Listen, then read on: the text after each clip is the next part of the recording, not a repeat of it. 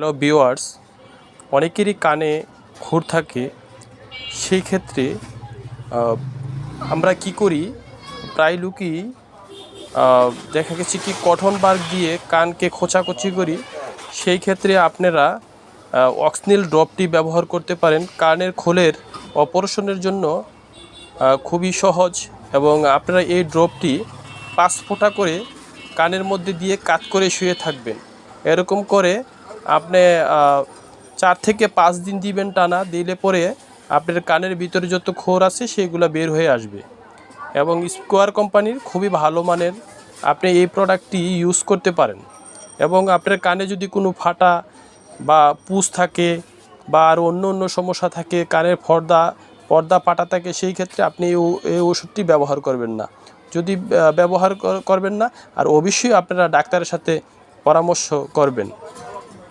আসসালামু আলাইকুম।